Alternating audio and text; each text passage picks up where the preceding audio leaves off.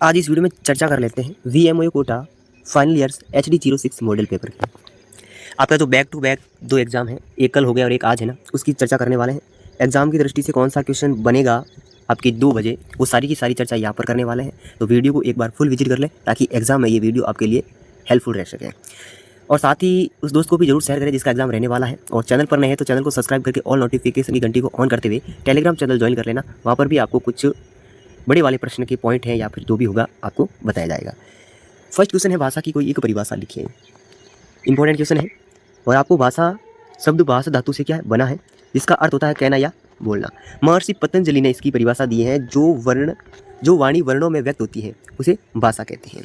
जो वाणी वर्णों में व्यक्त होती है उसे भाषा कहते हैं, ये महर्षि पतंजलि ने कहा था। भाषा वह साधन है जिसके द्वारा मनुष्य बोलकर, सुनकर, लिखकर वह पढ़कर अपने मन के भावों या विचारों को दूसरे के साथ क्या करता है, प्रकट करता है या आदान प्रदान करता है, ये भाषा है।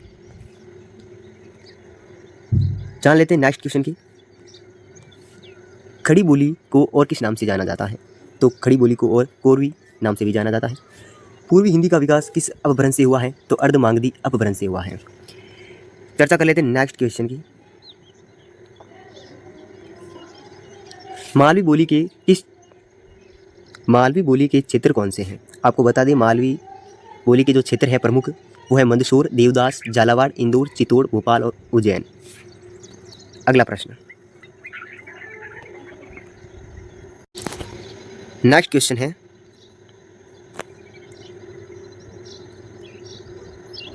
मनुष्य के भाषिक व्यवहार में भाषण का क्या अर्थ है? आपको बता दें, वाक शक्ति द्वारा ध्वनियों को जोड़कर बने एक विस्तृत शब्दकोश के शब्दों का प्रयोग संचार की क्रिया को क्या कहते हैं? भाषण कहते हैं। और इसके 3 जो है भाषिक व्यवहार के 3 भागों में विभक्त है। ऐसा भी पूछा जा सकता है, जिसमें स्वागत है, बातचीत या वार्तालाप या भाषण। स्वागत, बातचीत और भाषण ध्यान रखना। हिंदी की लिपि का नाम लिखिए। भाषा को लिखित रूप में परिवर्तित करने का साधन क्या है? लिपि है। राजभाषा हिंदी की लिपि देवनागरी है और इसको और नामों से जाना जाता है, नागरी, नागर, देवनागरी आदि नामों से भी जाना जाता है। देवनागरी लिपि की विशेषता की बात की जाए तो देवनागरी लिपि में एक ध्वनि के लिए एक ही चिन्ह है तथा इसमें स्वर और व्यंजन क्या होते हैं? पृथक पृथक होते हैं। ये बड़ा प्रश्न भी बन सकता है। देवनागरी लिपि के मानकीकरण से क्या तात्पर्य है? ये भी एग्जाम की दृष्टि से इंपॉर्टेंट क्वेश्चन है। इसका तात्पर्य है भाषा को एक मानक रूप देना। भाषा में एक रूपता लाने के लिए इसे मानकीकरण का आधिकारिक रूप से अपनाया है। अगला प्रश्न है, पश्चिमी हिंदी में कौन सी बोलियां आती हैं? पश्चिमी हिंदी की बात कर रही है यहाँ पर, है ना। तो पश्चिमी हिंदी में का उद्भव शोर शनि अपभ्रंश से हुआ है। इसका क्षेत्र जो है प्राचीन मध्य प्रदेश है और पश्चिमी भाग में दिल्ली, पंजाब और पूर्वी भाग में और पूर्वी राजस्थान में ग्वालियर है, बुंदेलखंड है और मध्य प्रदेश के उत्तरी पश्चिमी भाग में ये जो है बोली जाती है। और पश्चिमी हिंदी के अंतर्गत जो है खड़ी बोली, ब्रजभाषा, कोरवी, हरियाणवी, बुंदेलखंडी और कन्नौजी बोलियाँ भी सम्मिलित हैं। अगला प्रश्न है, खड़ी बोली को और किस नाम से जाना जाता है? आपको बता दें, खड़ी बोली को और किस नाम से जाना जाता है? तो खड़ी बोली को कोरवी, नागरी, सर हिंदी एवं हिंदुस्तानी भी कहते हैं। और खड़ी बोली नाम लल्लू लाल जी ने दिया था। और हिंदी बोली पश्चिम हिंदी की एक महत्वपूर्ण बोली है, ध्यान रखना। अगला प्रश्न है, ब्रज और बुंदेली बोली हिंदी की किस उपभाषा के अंतर्गत आती है? ये भी एग्जाम की दृष्टि से इंपॉर्टेंट है। ब्रज और बुंदेली बोली हिंदी की किस उपभाषा के अंतर्गत आती है? तो आपको बता दें, ब्रज भाषा जो है मथुरा, आगरा, अलीगढ़, धौलपुर, भरतपुर तथा ग्वालियर तक विस्तृत है। और ये जो है बुंदेलखंड की बोली जो है होने के कारण से बुंदेली कहा जाता है। इसका जो क्षेत्र है वो ग्वालियर है, झांसी, भोपाल और ओरछा। झांसी की रानी लक्ष्मीबाई का क्षेत्र और ओरछा की महारानी ओरछा का क्षेत्र। अगला प्रश्न है, मागधी अपभ्रंश में कौन सी बोलियां का उद्भव हुआ है? ऐसा प्रश्न आपको जरूर देखने को मिलेगा और कंफ्यूज करेगा कि किस क्षेत्र में कौन सी बोली बोली जाती है, इसलिए थोड़ा ध्यान दें। मगध क्षेत्र में आसपास जो बोली जाने वाली जो बोली थी, भाषा थी, उसको क्या कहा जाता है? मागधी भाषा। मागधी का जो है बिहार, उड़िया, बंगला और असमिया आदि जो है विकसित हुई यहाँ पर। पूर्वी हिंदी, ये भी प्रश्न एग्जाम की दृष्टि से इंपॉर्टेंट है। पूर्वी हिंदी में अवधी और छत्तीसगढ़ी, अवध प्रदेश में बोली जाने वाली बोली अवधी कहलाई और छत्तीसगढ़ की भाषा छत्तीसगढ़ी कहलाई। अगला क्वेश्चन है आपका, बिहारी हिंदी की किन्हीं 3 बोलियां के नाम लिखिए। क्या लिखना आपको? बोलियां के नाम। ठीक है ना। तो भोजपुरी, मैथिली और मगही। जान लेते हैं नेक्स्ट क्वेश्चन, भोजपुरी और मगही बोली का संबंध किस राज्य से है। आपको बता दें भोजपुरी जो है बनारस, गाजीपुर, गोरखपुर, देवरिया और आजमगढ़ ज़िले में जो है बिहार में भी, चंपारण है, रांची है, इसके क्षेत्र में बोली जाती है। ये उत्तर प्रदेश के क्षेत्र है और बाकी के क्या है, ये बिहार के क्षेत्र है, ठीक है ना। और जो मगही, जो मगध की भाषा थी, ये पटना है, रांची है, भागलपुर है। पूर्वी हिंदी का विकास किस अपहरण से हुआ, एक प्रश्न है। पूर्वी हिंदी का विकास किस अपभ्रंश से हुआ, यहाँ पर ये होगा पूर्वी हिंदी का विकास किस अपभ्रंश से हुआ है, तो आपको बता दें अर्धवागधी, ठीक है ना। नेक्स्ट क्वेश्चन की चर्चा कर लेते हैं, हिंदी, पश्चिम हिंदी का विकास, ठीक है ना। अगला प्रश्न है ढूंढानी और मेवाती का संबंध राजस्थान से, एग्जाम की दृष्टि से इंपॉर्टेंट क्वेश्चन है। राजस्थान भाषा की किन्हीं दो बोलियों के नाम लिखना है आपको, ये भी एग्जाम की दृष्टि से इंपॉर्टेंट है। पश्चिमी राजस्थान की दो प्रमुख बोलियां कौन कौन सी हैं, तो ये भी एग्जाम की दृष्टि से इंपॉर्टेंट है, मारवाड़ी और मेवाड़ी। अंतर से संबंधित भी प्रश्न आ सकता है, तो आप देख सकते हैं यहाँ पर अंतर भी है। आपको बता दें ये पश्चिमी राजस्थान में बोली जाने वाली बोली है, ठीक है ना, और इसका क्षेत्र बहुत अधिक व्यापक है और ये जन समुदाय में प्रचलित है, ठीक है ना।